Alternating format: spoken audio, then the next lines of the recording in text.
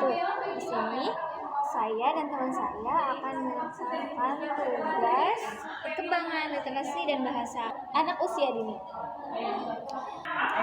Halo pendengar setia podcast Suara Pendidikan Anak, kembali lagi bersama saya Intan. Di episode kali ini kita akan membahas topik yang sangat penting namun seringkali terlewatkan. Literasi pada anak usia dini bukan hanya soal bisa membaca loh, tapi jauh lebih luas dari itu. Bersama saya sudah hadir Nabila yang akan berbagi perspektif, pengalaman, dan juga solusi seputar isu ini. Nabila, seorang pendidik PAUD sekaligus praktisi literasi anak sejak tahun 2010. Selamat datang Nabila. Terima kasih. Halo Intan, terima kasih sudah mengundang saya. Senang sekali bisa berbagi di sini. Kita akan membahas literasi, dan yang pertama ya, kita mulai dari pertanyaan pertama, yaitu sebenarnya apa sih yang dimaksud dengan literasi anak usia dini? Ya, ini pertanyaan penting. Banyak yang berpikir literasi itu hanya sebatas kemampuan membaca atau menulis. Padahal di PAUD, literasi lebih kepada kemampuan anak memahami simbol bunyi, gambar, dan mulai mengenal konsep bahasa. Misalnya, ketika anak bisa mengenali namanya di papan nama, atau bisa bercerita kembali setelah dibacakan buku, itu adalah bentuk awal literasi. Oh iya, itu semua bagian dari proses literasi ya. Baik, pertanyaan kedua, kenapa sih literasi harus diperkenalkan sejak usia dini? Bukankah nanti di SD juga bisa? Kalau kita menunggu sampai SD, bisa dibilang itu sudah terlambat. Otak anak paling berkembang itu di usia 0 sampai 6 tahun. Ini jadi masa kemasan yang tidak bisa diulang. Literasi dini itu membentuk koneksi antar sel otak, memperkaya kosakata anak, mempercayai diri, dan menstimulasi daya imajinasi mereka.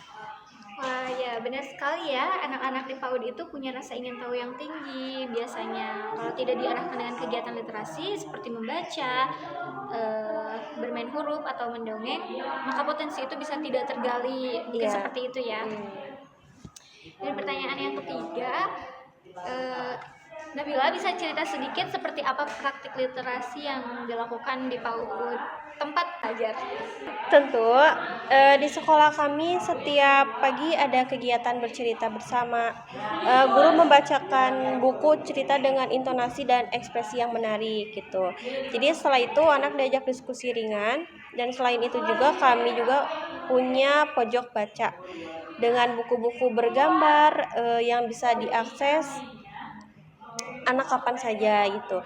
Jadi anak-anak juga dengan kami diajak membuat buku cerita jadi versi mereka gitu, dengan gambar dan narasi yang sederhana. Mungkin dengan pendekatan itu tidak hanya melatih literasi tapi juga kemampuan sosial emosional anak, seperti itu ya. Iya. Menarik sekali ya, tapi pastinya ada tantangannya di lapangannya. Pasti ada tantangan dan hambatan gitu. Apa saja sih tantangan dalam membangun budaya literasi di PAUD itu? Banyak ya, Intan. Salah satunya adalah minimnya akses buku bacaan anak yang berkualitas dan sesuai usia gitu. Jadi kadang buku-bukunya terlalu rumit atau nggak menarik. Tantangan lain adalah waktu. Banyak orang tua yang terlalu fokus pada calistung, jadi kegiatan literasi seperti mendongeng dianggap tidak penting. Lalu bagaimana solusinya menurut Nabila? Solusinya kolaborasi. Jadi guru harus mengajak orang tua aktif. Jadi kami rutin mengadakan workshop singkat bagaimana baca buku dengan menyenangkan, memilih buku yang sesuai dengan sebagainya. Wah, luar biasa sekali ya pembahasan hari ini. Literasi bukan sekadar mengajarkan huruf, tapi membangun masa depan anak juga. Terima kasih ya Nabila sudah memberikan waktunya dan memberikan memberikan wawasan yang sangat luas untuk kita semua. Ya, terima kasih juga, semoga bermanfaat untuk para pendengar. Ya, amin.